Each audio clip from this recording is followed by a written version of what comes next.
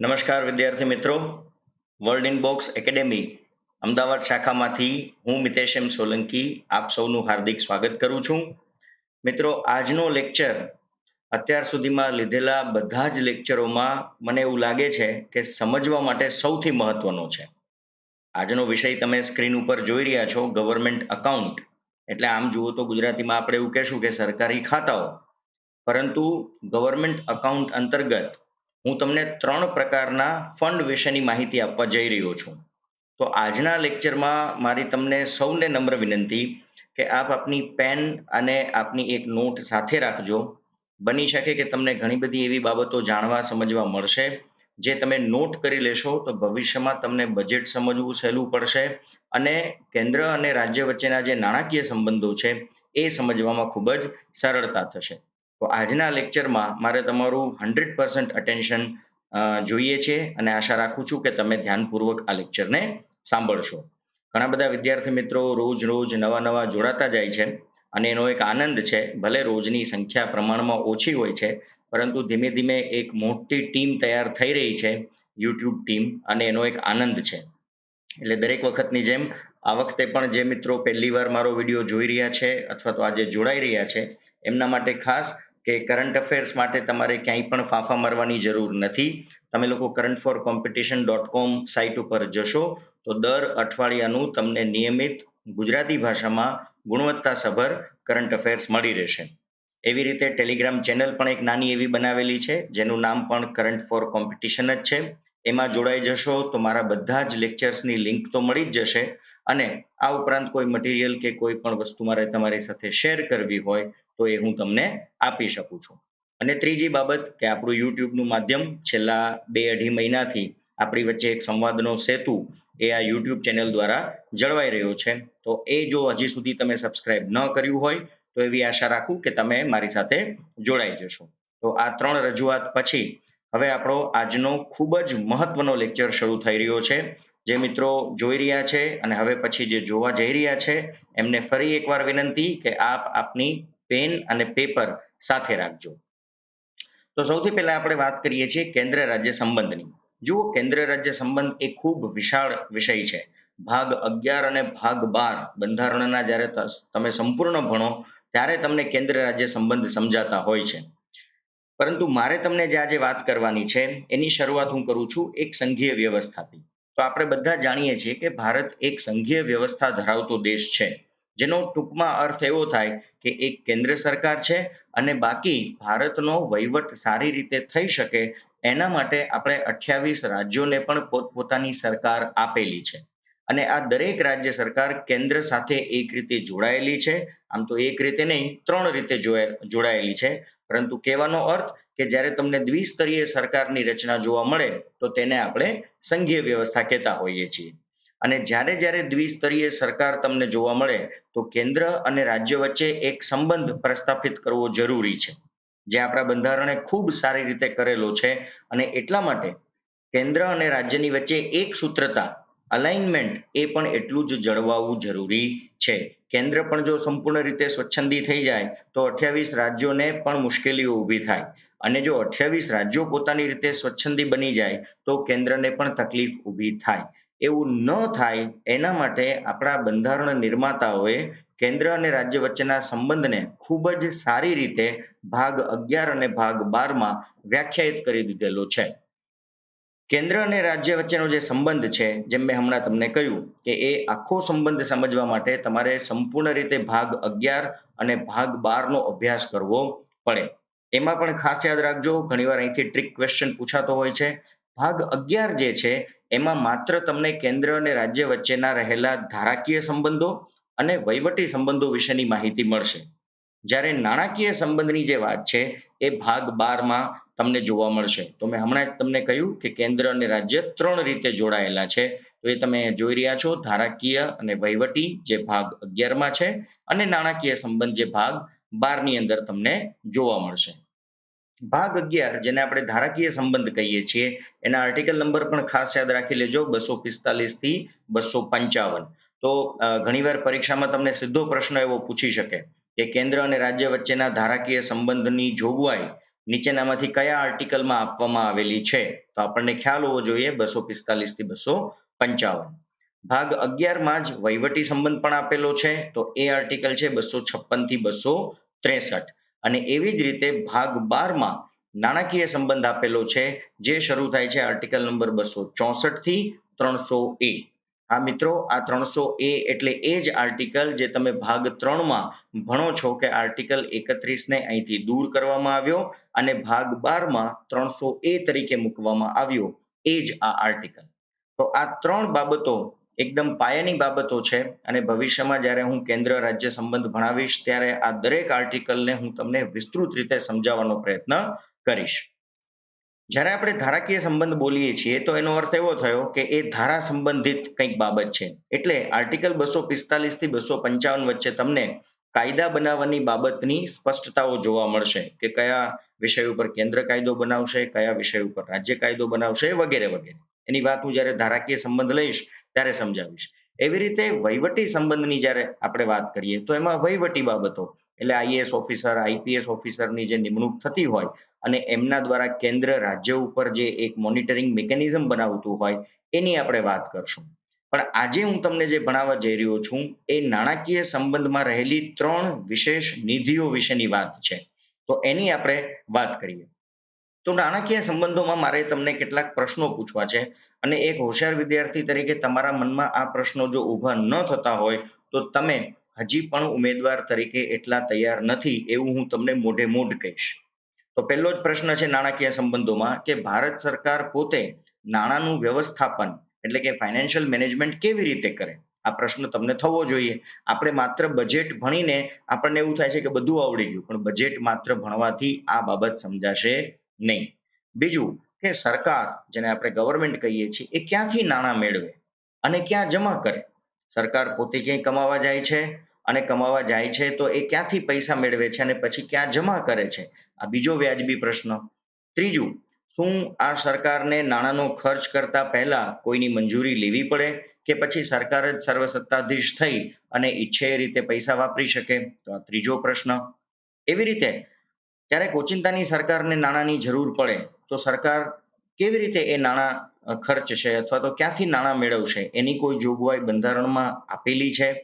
અને શું એક સામાન્ય નાગરિક, મારા તમારા જેવા જે સામાન્ય નાગરિકો છે, શું આપણે સરકારમાં પૈસા રોકી શકીએ અથવા તો આપણે પૈસા રોકીએ છીએ? અને આ પ્રકારના જે પ્રશ્નો તમને થવા જોઈએ અને તેના માટે મારે તમને જે ભણાવવાની છે એ છે 3 વિશેષ નિધિ અથવા તો 3 વિશેષ ફંડ. તો આ 3 પ્રકારની નિધિનો અભ્યાસ આપણે કરવો જરૂરી છે. તો એ નિધિઓ કઈ છે? તો પહેલી છે સંચિત નિધિ, જેને તમે ઇંગ્લિશમાં કહો છો કોન્સોલિડેટેડ ફંડ ઓફ ઇન્ડિયા. જે કયા આર્ટિકલ અંતર્ગત રચવામાં આવી છે? તો એ છે 266A.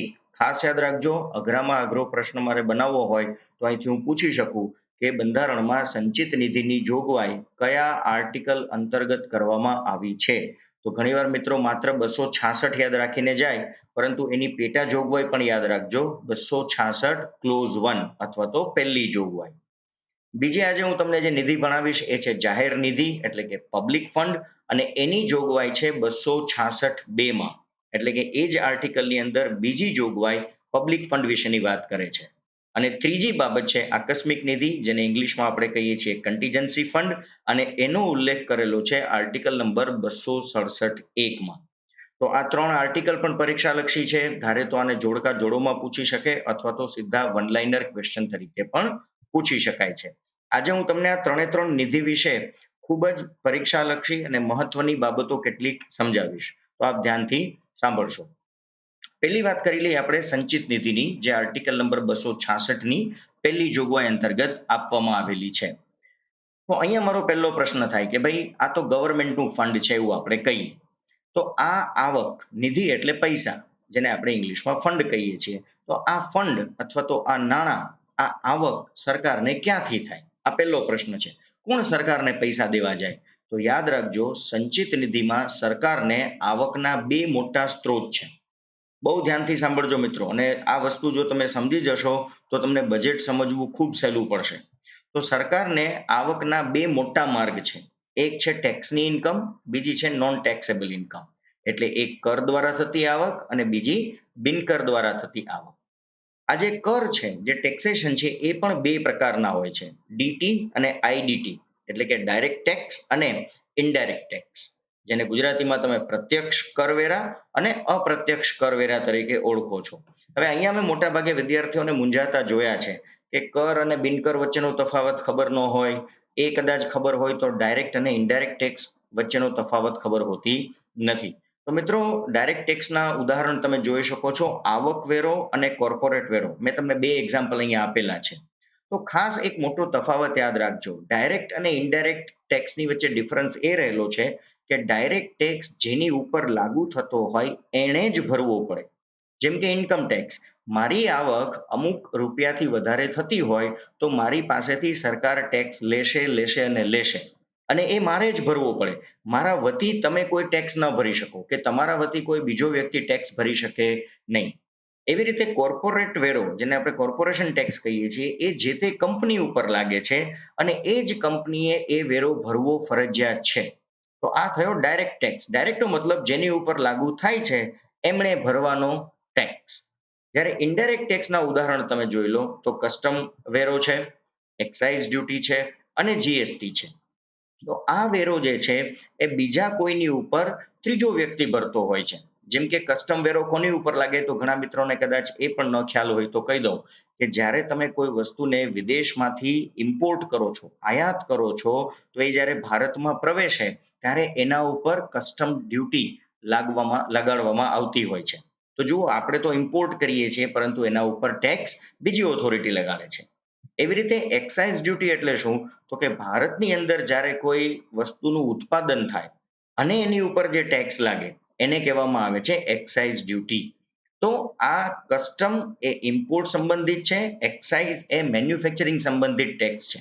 એવી રીતે જીએસટી તો તમે જાણો છો, ગુડ્સ એન્ડ સર્વિસ ટેક્સ, બરાબર છે. તો માલ સામાનના ઉત્પાદન અને સેવા ઉપર લાગતો આ કર છે. તો આ બધો કર જે છે એ ઇનડાયરેક્ટ છે.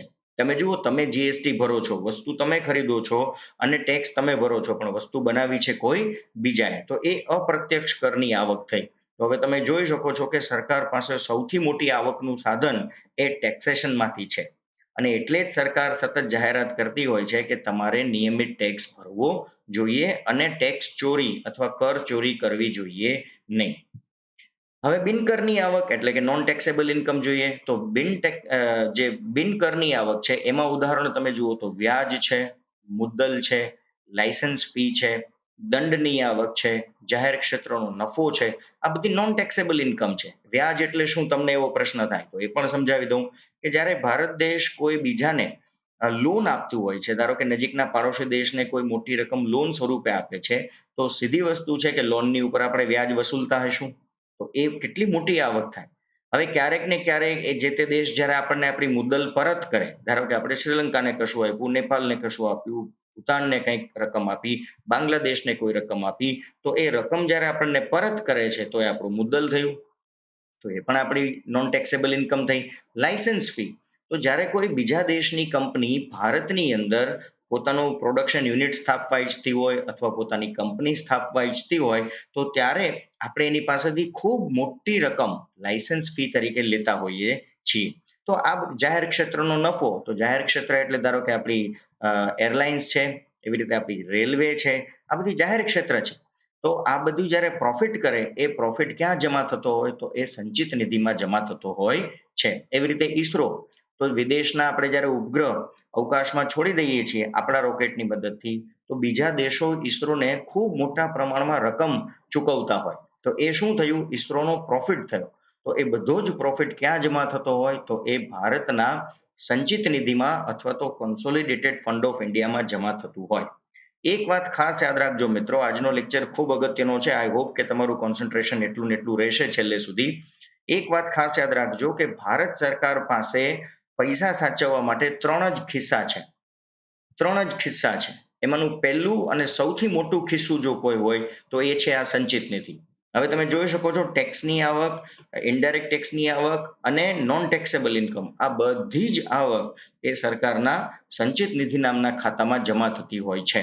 એટલે સરકારની આવક તો હવે તમને સમજાઈ ગઈ કે ખૂબ મોટા પ્રમાણમાં સરકાર દર વર્ષે કમાતી હોય છે. અને આમાંથી જ પછી બીજા બધા ખર્ચ સરકાર કરશે. તો આગળ વાત કરીએ કે હવે આ જે રકમ ભેગી થઈ એનો ખર્ચ સરકાર કોના માટે કરી શકે? તો યાદ રાખજો, સરકારના તમામ ખર્ચનો મતલબ આવી ગયો કે સરકાર જેટલા પણ ખર્ચ કરે છે એ બધો જ ખર્ચ સંચિત નિધિમાં ઉધારવામાં આવશે. મતલબ કે સંચિત નિધિમાંથી જ કરવામાં આવશે, જેમાં એડમિનિસ્ટ્રેટિવ ખર્ચ એટલે દૈનિક ભાગરૂપે સરકાર ચલાવવી એનો પણ એક ખર્ચ હોય. આખી સરકારમાં કામ કરતા દરેક કર્મચારીઓના પગાર રાષ્ટ્રપતિથી શરૂ કરી અને કેન્દ્રીય સ્તરના, રાજ્ય સ્તરના જેટલા પણ લોકો છે તમામના પગાર, એ તમામને મળતી સુવિધાઓ, સવલતો, બંગલાઓ, ભાડા, ભથ્થા, સિક્યુરિટીઝ, એમાંથી એને મળતા બીજા બધા અલાઉન્સીસ, એમના phone call, stationeries, administrative expense, એમને મળતી ગાડીઓ, એમાં ભરાતું ડીઝલ, પેટ્રોલ, એવરીથિંગ, તમે જેટલું પણ સરકારનું સરકારી તંત્ર જુઓ છો ને એ તમામનો ખર્ચો, એમના પેન્શન, ઇવન નિવૃત્તિ પછી એમને આપવામાં આવતા પેન્શન, આ તમામ ખર્ચ સંચિત નિધિમાંથી ઉધારવામાં આવે છે અથવા તો કરવામાં આવે છે. હવે તમે સમજી શકો છો કે કેન્દ્ર સરકાર પાસે ખૂબ મોટા પ્રમાણમાં આવક તો છે જ, પરંતુ ખૂબ મોટા પ્રમાણમાં જાવક પણ છે. એટલે ટેક્સ ચોરી ન કરવી જોઈએ એવું સતત સરકાર કહેતી રહે છે. હવે આટલા બધા પૈસાની આવક છે ને આટલા બધા ખર્ચા છે, તો શું સંસદની મંજૂરી જરૂરી છે? સંચિત નિધિમાંથી હાલની સરકારને જો પૈસા ખર્ચવા હોય તો શું સંસદની મંજૂરી જોઈએ? તો હા, યાદ રાખજો, સંચિત નિધિ એ ગમે એમ તો દેશનો પૈસો છે, સરકારનો પૈસો નથી. એટલે સરકારને આપણે 5 વર્ષ માટે આ પૈસાનો વહીવટ કરવાની સત્તા આપીએ છીએ. એટલે કોઈ પણ રૂપિયો જ્યારે સંચિત નિધિમાંથી સરકારને ખર્ચ કરવો હોય તો ખર્ચ કરતા પહેલા આપણે એટલે કે સરકારે સંસદની મંજૂરી લેવી પડે. એટલે બિલ પસાર થવું જરૂરી છે. એટલે જ તમે જુઓ કે બજેટ રજૂ કરવામાં આવે છે, બજેટ ઉપર ચર્ચાઓ થાય છે, બજેટ મંજૂર થાય છે, ત્યારબાદ સરકાર એમાંથી પૈસા ઉપાડી શકે છે. જ્યારે હું બજેટ લઈશ ત્યારે પાછો આ મુદ્દાને એની સાથે જોડી આપીશ. હવે આટલા બધા પૈસા જે આવે છે સરકાર પાસે, તો આ સરકાર પૈસા ક્યાં જમા કરે? શું તમે એવું માનો છો કે આપણા તત્કાલીન વડાપ્રધાન શ્રી નરેન્દ્ર મોદી છે એમનું પોતાનું પર્સનલ એકાઉન્ટ હશે? ક્યારેય તમે એવું જોયું કે નરેન્દ્રભાઈ મોદી દિલ્હીમાં કોઈ એટીએમમાં ઊભા હોય પૈસા ઉપાડવા માટે કે ભાઈ મારે ભારત સરકાર માટે ખર્ચ કરવાનો છે? ના. યાદ રાખજો, સંચિત નિધિનો એકે એક રૂપિયો એ હંમેશા આરબીઆઈ, રિઝર્વ બેંક ઓફ ઇન્ડિયામાં જમા થતો હોય અને ત્યાં નરેન્દ્ર દામોદરદાસ મોદીના નામનું એકાઉન્ટ ન હોય, પરંતુ ગવર્મેન્ટ ઓફ ઇન્ડિયાનું એકાઉન્ટ હોય. એટલે કે ભારત સરકારનું ખાતું હોય જેમાં આ બધા જ પૈસા જમા કરવામાં આવતા હોય. તો આ સંચિત નિધિની આવકની વાત થઈ, પછી એના ઉપયોગની વાત થઈ, મંજૂરીની વાત થઈ અને ક્યાં જમા કરવામાં આવે છે એની વાત થઈ. હવે વાત કરું છું બીજા ફંડની, જે છે જાહેર નિધિ. જાહેર શબ્દ એટલે તમે સમજી ગયા છો પબ્લિક ફંડ, અને એની જોગવાઈ છે આર્ટિકલ નંબર 266(2) માં. અહીંયા પણ આ જ પ્રશ્ન આવે કે ભાઈ પહેલી વાત તો આપણે સમજી ગયા કે ટેક્સ અને નોન ટેક્સેબલ ઇન્કમ આપણી પાસે છે. હવે આ બીજું ખિસ્સું છે સરકારનું, આ બીજું ખિસ્સું છે, આ પણ મોટું ખિસ્સું છે, યાદ રાખજો મિત્રો, પરંતુ સંચિત નિધિ જેટલું મોટું ખિસ્સું નથી આ. તો હવે આ ખિસ્સામાં પૈસા ક્યાંથી આવે? સરકાર જાહેર નિધિમાં પૈસા ક્યાંથી ભેગા કરશે? તો યાદ રાખજો, મારા અને તમારા ખિસ્સામાંથી સરકારને આવક થાય છે. તમને થોડી નવાઈ લાગશે કે હું તો ક્યારેય સરકારને પૈસા દેવા ગયો જ નથી, પણ તમે ખરેખર સરકારને પૈસા આપો છો, ઘણીવાર તમે જાણતા નથી. જેમ કે પ્રોવિડન્ટ ફંડ, જ્યારે તમે કોઈ નોકરી કરો છો અને પીએફમાં તમારો પૈસા જ્યારે કપાય છે તો એ કોનામાં જમા થાય છે? પ્રોવિડન્ટ ફંડના નામે સરકારમાં જમા થાય છે. બીજું, નાની બચત, જેને તમે સ્મોલ સેવિંગ સ્કીમ કહો છો, તો એ સ્મોલ સેવિંગ સ્કીમ્સ જે છે એ શું છે? તમે પોસ્ટમાં તમારું નાની બચતનું ખાતું ખોલાવો છો, અથવા તમે બેંકમાં રિકરિંગ એકાઉન્ટ ખોલાવો છો, કે નાનું એવું બચત ખાતું ખોલાવો છો, તો એ પૈસા તમે કોને આપો છો? બેંકને આપો છો. બેંક કોના અંડરમાં છે? આરબીઆઈના અંડરમાં છે. અને આરબીઆઈ કોના અંડરમાં છે? સરકારના અંડરમાં કામ કરે છે. તો કોઈ પણ પૈસા જ્યારે તમે બચતમાં રોકો છો તો એ ખરેખર તમે સરકારના ખિસ્સામાં પૈસા મૂકો છો. એવી રીતે સરકારી બોન્ડ, તમે કોઈ પણ ગવર્મેન્ટ બોન્ડ ખરીદો છો, ધારો કે નર્મદા બોન્ડ ખરીદો છો, કિસાન વિકાસ પત્ર ખરીદો છો, તો આ બધી બાબતો જે છે એ જ્યારે તમે ખરીદો છો તો તમે જે પૈસા આપો છો એ પૈસા તમે સરકારને આપો છો. પરંતુ જાહેર નિધિ અને સંચિત નિધિ વચ્ચેનો એક મોટો તફાવત આજે નોટ કરી લો. સંચિત નિધિની જે આવક છે, ટેક્સેબલ ઇન્કમની વાત છે, એમાં તમારી મનમાની ચાલતી નથી. એનો મતલબ કે તમારી આવક અમુક પ્રમાણથી વધશે એટલે સરકાર ટીડીએસ તરીકે તમારા પૈસા કાપી જ લેશે. તમને પૂછશે નહીં કે મિતેશભાઈ તમે 10 લાખથી વધારે કમાવ છો તો હવે તમારે ટેક્સ ભરવાનો થાય છે તો અમે કાપીએ કે નહીં, એવું નહીં પૂછે. મારી રકમ કપાઈને જ આવશે. જે લોકો નોકરી કરે છે એમને ખબર હશે કે પગાર થાય તો ટીડીએસ કપાઈને જ પૈસા આવે છે. કેમ? તો કે સરકારનો હક છે એટલે સરકાર તમને ટેક્સના પૈસા કાપીને જ આપશે. જ્યારે જાહેર નિધિની અંદર મારા અને તમારા ખિસ્સામાંથી આપણે આપવાની વાત થાય છે એટલે તમારી ઈચ્છા હોય તો તમે પ્રોવિડન્ટ ફંડમાં વધારે પૈસા કપાવી શકો છો. તમારી ઈચ્છા હોય તો તમે નાની બચત કરો છો. જુઓ, દરેક પાસે નાની બચત હોય એવું જરૂરી નથી. દરેક વ્યક્તિ સરકારી બોન્ડ ખરીદે એવું જરૂરી નથી. દરેક વ્યક્તિ કિસાન વિકાસ પત્ર ખરીદે જ એવું કોઈ કમ્પલ્ઝન નથી. તમે ફિક્સ ડિપોઝિટમાં પૈસા તમારી ઈચ્છા હોય તો જ મૂકો છો. તો અહીંયા આપણી ઈચ્છાને માન છે. એટલે સરકાર તમારી ઉપર એવું દબાણ ન કરી શકે કે મિતેશભાઈ વર્ષમાં ઓછામાં ઓછી 2 એફડી તો કરવી જ પડશે, એ પણ 6 મહિનાની હોવી જોઈએ અને એ પણ 50,000ની હોવી જોઈએ, એવું ન થઈ શકે. ત્યારે ટેક્સની અંદર મારું નહીં ચાલે. તો કહેવાનો અર્થ કે ટેક્સની ઇન્કમમાં સરકારની પોતાની મોનોપોલી છે, જ્યારે પબ્લિક ફંડમાં આપણી મોનોપોલી છે. આ બે વસ્તુ ખાસ ધ્યાનથી સમજજો. હવે અહીંયા એક બીજી વસ્તુ કે સરકારને તમે પૈસા આપો છો તો કઈ સરકારે લઈને જઈ ના શકે. અહીંયા સરકાર એક બેન્કર તરીકે કામ કરે છે. જુઓ, બેન્કર શબ્દ મેં વાપર્યો, એનો અર્થ એવો થયો કે એ પૈસા તમને પાછા મળવાની ગેરંટી છે. એટલે હું કે તમે સરકારને શા માટે નાણાં આપીએ?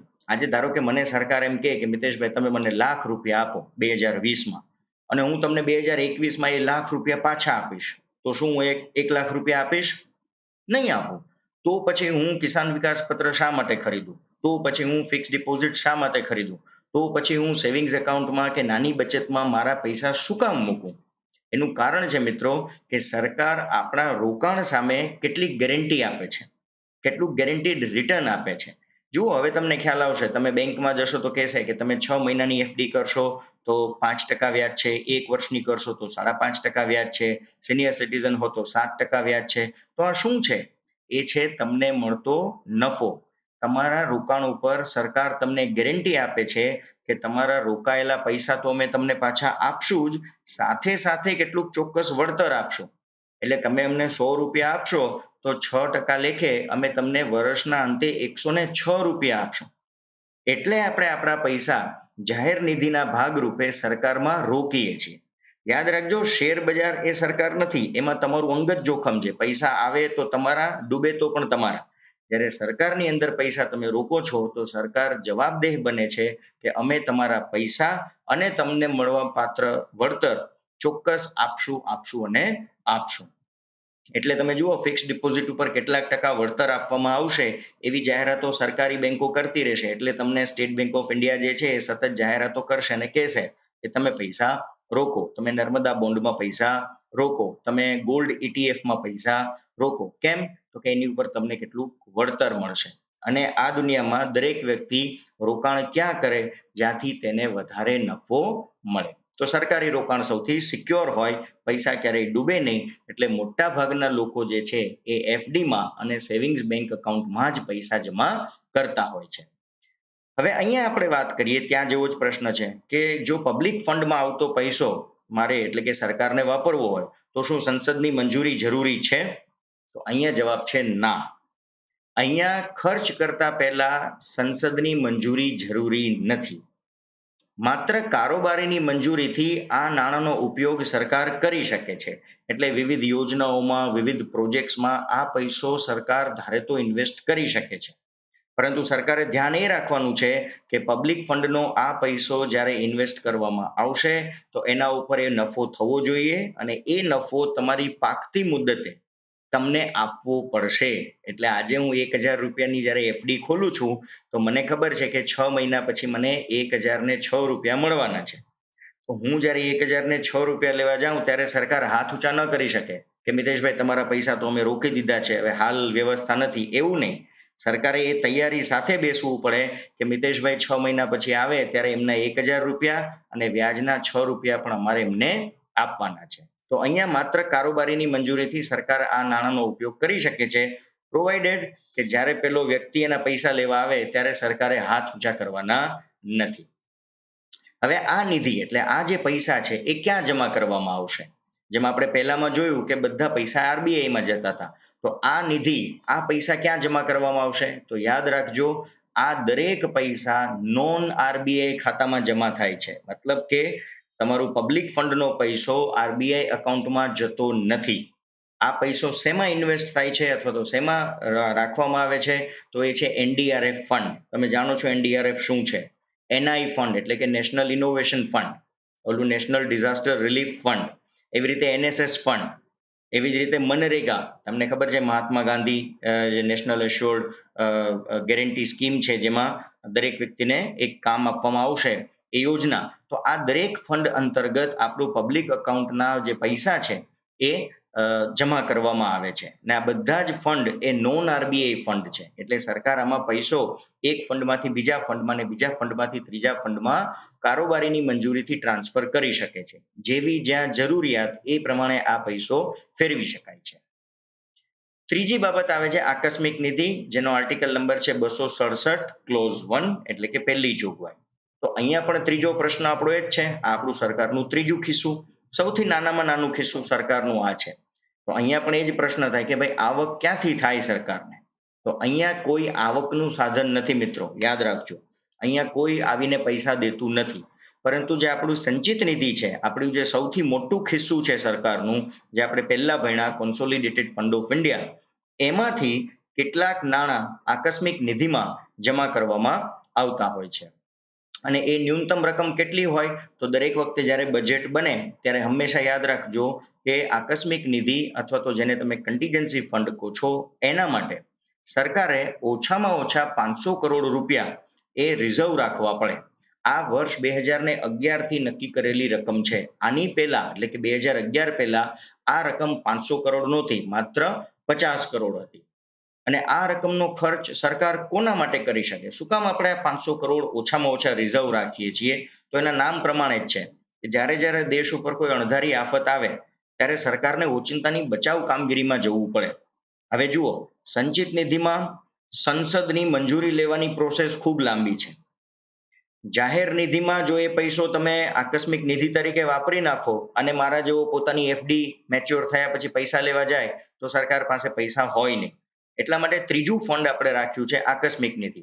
એટલે બચાવ કામગીરી માટેનું આ એક રિઝર્વ ફંડ છે. જો હું દરેક મિત્રોને હસતા હસતા કહેતો હોઉં કે તમે લોકો જે પર્સ રાખો ને, જેમાં તમારા પપ્પા તમને પોકેટ મની આપતા હોય, 100, 200, 500, 1000, 2000 જે કંઈ પણ આપતા હોય, એ તમે રાખતા હો, પણ એક 500 રૂપિયાની નોટ તમે 4 વળી કરી અને એક નાના એવા ખિસ્સામાં, એક અલગ નાના એવા ખિસ્સામાં રાખતા હશો. એ તમારી આકસ્મિક નિધિ છે.